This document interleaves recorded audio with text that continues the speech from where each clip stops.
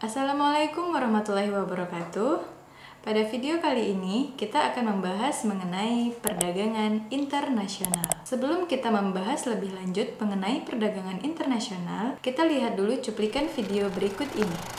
Penjualan oksigen dalam sepekan terakhir meningkat hingga 3 kali lipat dari biasanya. Peningkatan penjualan tersebut seiring terus naiknya kasus COVID-19 di Kabupaten Indramayu, Jawa Barat. Salah satunya penjual oksigen di Jalan Karangsong, Kabupaten Indramayu, yang kewalahan melayani pembeli oksigen yang terus berdatangan. Penjual mengaku sejak sepekan penjualan oksigen meningkat 3 kali lipat dari biasanya. Peningkatan ini terjadi sejak kasus COVID-19 di Kabupaten Indramayu terus naik.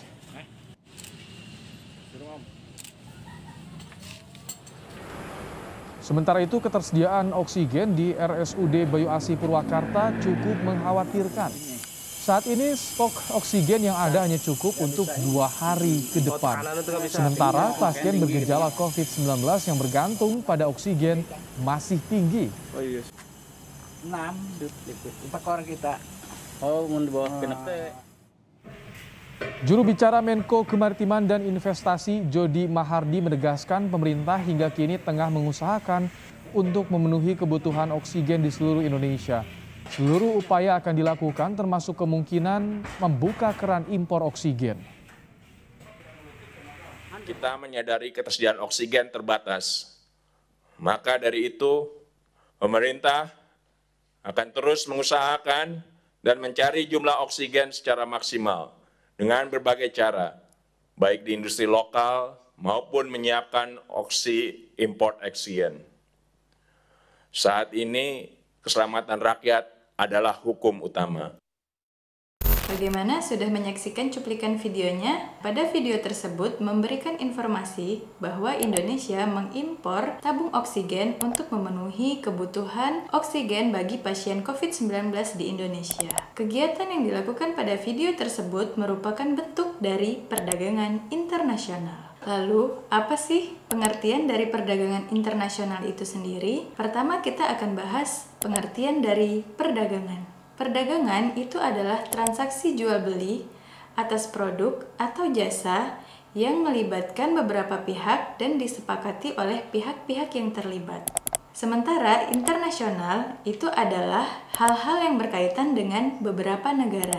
Jadi dapat disimpulkan, perdagangan internasional itu adalah transaksi jual-beli atas produk atau jasa yang melibatkan beberapa negara.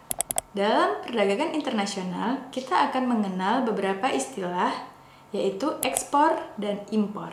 Ekspor itu adalah kegiatan menjual barang ke luar negeri. Orang yang melakukan kegiatan ekspor itu dikenal dengan eksportir. Kemudian impor adalah kegiatan membeli barang dari luar negeri.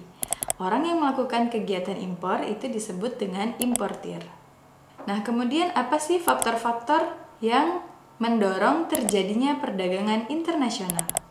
Faktor utama sebuah negara melakukan perdagangan internasional itu adalah untuk memenuhi kebutuhan dalam negeri. Semakin banyak penduduk suatu negara, maka akan banyak pula kebutuhan masyarakatnya. Sementara negara tidak bisa memenuhi semua kebutuhan penduduk tersebut dan membutuhkan barang-barang yang diimpor dari luar negeri. Salah satu contohnya yaitu Indonesia. Indonesia adalah negara dengan peringkat keempat penduduk terbanyak di dunia. Indonesia itu mengimpor beberapa kebutuhan pokok, seperti Indonesia mengimpor beras dari Thailand, kemudian mengimpor daging sapi dari Australia, mengimpor daging ayam dari Malaysia, dan mengimpor jagung dari Brazil atau Argentina. Kenapa? Karena Indonesia tidak bisa memenuhi kebutuhan penduduknya. Faktor yang kedua yaitu perbedaan sumber daya alam. Letak geografis sebuah negara itu akan mempengaruhi sumber daya alam yang ada di negara tersebut. Salah satu contoh, di Indonesia itu terdapat banyak sekali rempah-rempah. Sementara di negara-negara Eropa tidak terdapat rempah-rempah seperti di Indonesia. Sehingga ini mendukung Indonesia untuk melakukan ekspor rempah-rempah ke negara-negara di benua Eropa. Contoh lainnya yaitu, di Arab Saudi, mereka memiliki potensi kurma. Pada bulan Ramadan, Indonesia mengimpor kurma-kurma dari Arab untuk memenuhi kebutuhan masyarakatnya ketika bulan Ramadan. Sebagai negara yang sebenarnya tidak menghasilkan buah manis kurma, untuk memenuhi permintaan pasar yang sangat besar karena kebutuhan masyarakat yang meningkat terutama di bulan Ramadan, akhirnya Indonesia pun mengimpor kurma dari beberapa negara. Salah satunya adalah Mesir sebagai pemasok terbesarnya. Mesir mampu mengekspor 8,7 ribu ton kurma ke Indonesia pada awal 2014. Dalam 5 bulan, omset yang diraup Mesir mencapai 89 triliun rupiah. Mesir juga produsen kurma terbesar di dunia. Data Organisasi Pangan dan Pertanian PBB, FAO, menunjukkan negeri piramida ini mampu memproduksi 1.300.000 ton kurma tiap tahunnya. Berdaging tebal, dengan rasa yang manis, serta ukuran yang besar membuat kurma Mesir menjadi komoditas ekspor unggulan.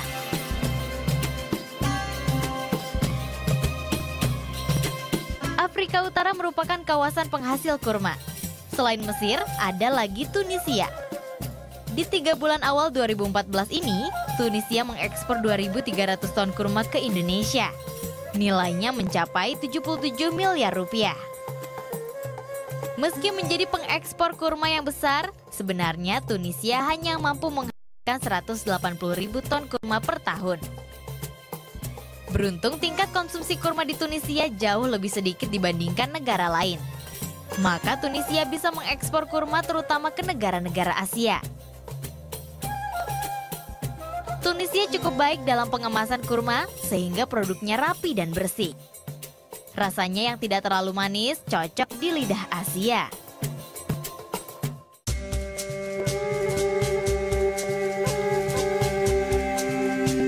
Urutan ketiga negara pengekspor kurma terbesar ke Indonesia adalah Uni Emirat Arab. Negara ini mengekspor 3.200 ton kurma selama 5 bulan terakhir. Omsetnya senilai 42 miliar rupiah. Uni Emirat Arab memproduksi 900.000 kurma setiap tahunnya.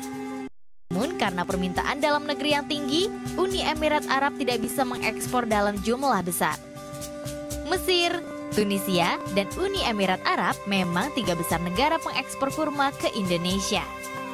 Tapi kurma terfavorit bukan dari ketiga negara itu, melainkan dari Dubai. Kurma Dubai tersohor berkat rasa manis dan ukurannya yang besar.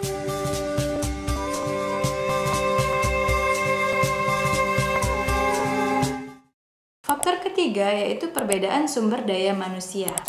Kualitas sumber daya manusia akan mempengaruhi kualitas barang atau produk yang dihasilkan sebuah negara. Negara yang tidak memiliki sumber daya alam melimpah, salah satu contohnya yaitu Jepang. Jepang tidak memiliki sumber daya alam yang melimpah, tapi memiliki kualitas sumber daya manusia yang bagus sehingga menjadi negara maju berkat kualitas sumber daya manusianya. Berbeda halnya dengan Indonesia. Indonesia memiliki sumber daya alam yang melimpah, tapi tidak memiliki tenaga ahli, sehingga Indonesia sering mendatangkan tenaga kerja asing untuk menduduki profesi-profesi tertentu dalam mengelola sumber daya alam yang ada di Indonesia. Faktor keempat yaitu perbedaan budaya.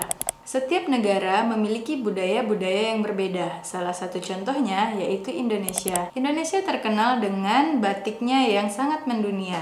Hal ini menyebabkan Indonesia sering melakukan ekspor batik ke luar negeri. Faktor kelima yaitu perbedaan ilmu pengetahuan dan teknologi.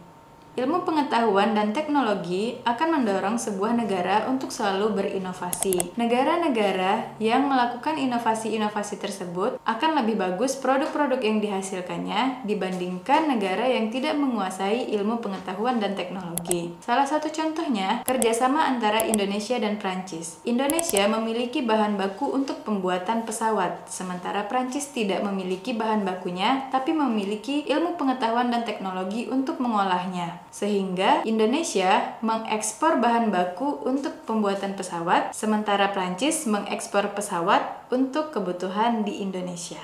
Selain itu, contoh lainnya yaitu Jerman dan Indonesia. Jerman mengekspor mobil-mobil mewah untuk Indonesia, sementara Indonesia mengekspor bahan baku untuk pembuatan mobil-mobil tersebut. Faktor keenam yaitu perbedaan biaya produksi. Perbedaan biaya produksi ini masih berhubungan dengan penguasaan ilmu pengetahuan dan teknologi. Karena ilmu pengetahuan dan teknologi akan menghasilkan alat-alat canggih untuk membantu dalam proses produksi. Alat-alat tersebut akan menekan biaya produksi sehingga akan menghasilkan barang-barang yang banyak dengan biaya yang lebih murah. Faktor ketujuh yaitu kesamaan selera. Penduduk di beberapa negara memiliki kesamaan selera. Salah satunya seperti diterimanya restoran-restoran cepat saji di berbagai negara. Salah satu contohnya seperti KFC. Faktor kedelapan yaitu perbedaan harga barang. Dalam perdagangan, tentu saja para pedagang ingin memperoleh keuntungan. Harga barang yang lebih murah akan lebih dipilih oleh para pedagang dibandingkan harga yang mahal. Salah satu contohnya, harga buah impor itu lebih murah daripada harga buah lokal. Karena harga buah lokal itu menjadi mahal karena proses pengiriman yang sangat panjang. Sementara buah-buah impor ini dikirim dengan jumlah yang sangat banyak sehingga lebih bisa menekan harga. Faktor kesembilan yaitu keinginan untuk memperluas pasar. Semakin luas jaringan pasar, maka akan semakin banyak peminat dari barang-barang tersebut. Sehingga ketika peminatnya banyak, maka produksi barang tersebut juga akan semakin meningkat. Faktor ke-10 dan merupakan faktor terakhir yaitu kemajuan di era globalisasi. Seperti yang kita rasakan saat ini, banyaknya marketplace untuk berbelanja online akan memudahkan masyarakat dalam berbelanja barang-barang baik yang berada di luar negeri ataupun yang berada di dalam negeri. Selanjutnya kita akan bahas mengenai manfaat perdagangan internasional. Yang pertama, tentu saja manfaatnya yaitu akan memenuhi kebutuhan barang dan jasa bagi sebuah negara. Yang kedua, akan menciptakan spesifikasi produk bagi sebuah negara. Salah satu contohnya yaitu Prancis. Negara ini dikenal memproduksi barang-barang branded khususnya tas yang tersebar di berbagai negara di dunia. Yang ketiga, akan meningkatkan hasil produksi dalam negeri. Yang keempat, akan menambah kesempatan kerja karena semakin banyak barang yang diproduksi, maka akan membutuhkan tenaga kerja yang banyak pula. Yang kelima, akan meningkatkan pendapatan negara dari devisa. Yang keenam, akan memperluas daerah pasar. Yang ketujuh, akan membuat kemajuan dalam ilmu pengetahuan teknologi karena tidak mungkin sebuah negara ingin tertinggal terus dalam ilmu pengetahuan dan teknologi. Semakin berkembang ilmu pengetahuan dan teknologi, maka akan semakin bagus hasil barang atau produk yang dihasilkan. Yang kedelapan, akan menciptakan hubungan persahabatan antar negara yang melakukan perdagangan internasional tersebut. Nah, selain faktor pendorong dan manfaat dalam perdagangan internasional, kita juga akan melihat apa saja hambatan-hambatan dalam melakukan perdagangan internasional. Yang pertama yaitu perbedaan nilai mata uang. Perbedaan nilai mata uang akan menjadi salah satu faktor penghambat dalam melakukan perdagangan internasional. Kenapa? Karena terkadang para eksportir akan meminta bayaran dalam bentuk nilai mata uang mereka. Yang kedua, kebijakan ekspor dan impor suatu negara. Kebijakan ekspor dan impor suatu negara juga akan menghambat dalam proses perdagangan internasional. Karena sebuah negara terkadang membuat kebijakan pembatasan kuota impor dan menetapkan tarif impor bagi barang-barang yang akan masuk ke negaranya. Hal ini akan menyebabkan barang-barang impor menjadi mahal dan tidak laku di pasaran. Hambatan perdagangan internasional yang ketiga yaitu pembayaran yang sulit. Pembayaran yang sulit dan beresiko juga akan menghambat dalam proses perdagangan internasional. Yang keempat, pengiriman yang lama. Pengiriman yang lama juga akan mempengaruhi atau menghambat dalam proses perdagangan internasional. Yang kelima, yang menjadi hambatan dalam perdagangan internasional yaitu sumber daya manusia yang rendah. Sumber daya manusia yang rendah juga akan mempengaruhi kualitas barang-barangnya. Kualitas barang yang rendah tidak bisa bersaing di pasaran internasional sehingga akan menghambat dalam perdagangan internasional. Hambatan keenam yaitu adanya organisasi-organisasi ekonomi yang bersifat regional, yang mana organisasi tersebut hanya menguntungkan bagi anggota-anggota organisasi tersebut. Dan yang terakhir, faktor penghambat dalam perdagangan internasional yaitu adanya peperangan yang menyebabkan lesunya perekonomian sebuah negara. Yang terakhir, kita akan membahas tentang kebijakan-kebijakan dalam perdagangan internasional. Yang pertama, kita ada mengenal istilah tarif atau bea masuk. Dalam tarif atau bea masuk dikenal beberapa istilah. Yang pertama, bea ekspor. Bea ekspor itu adalah pungutan untuk komoditas ekspor yang diangkut keluar dari negara. Sedangkan bea impor itu adalah pungutan negara untuk barang-barang yang masuk ke negara tersebut. Kebijakan yang kedua yaitu kuota. Kuota ada istilahnya kuota impor dan kuota ekspor. Kuota impor yaitu jumlah berapa banyak barang yang bisa diimpor. Tujuannya agar barang-barang impor tidak terlalu banyak di pasaran. Selanjutnya kuota ekspor. Kuota ekspor yaitu membatasi jumlah barang yang bisa diekspor. Tujuannya agar barang-barang yang diekspor tidak terlalu banyak sehingga bisa menaikkan harga barang di negara lain. Kebijakan yang ketiga yaitu larangan ekspor dan impor.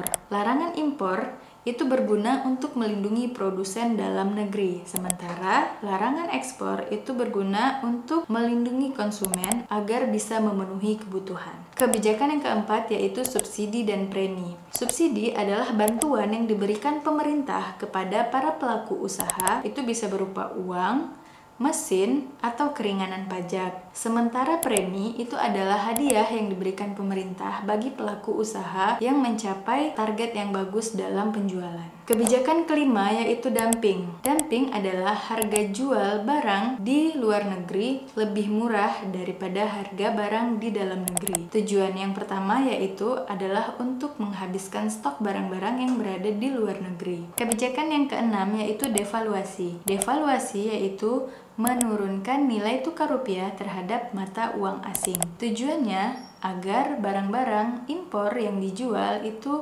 barangnya lebih mahal sehingga akan menurunkan minat konsumen untuk membelinya. Tapi devaluasi ini harus dipertimbangkan dengan sangat matang sebelum ditetapkan kebijakannya, karena jika salah pertimbangan akan menyebabkan inflasi.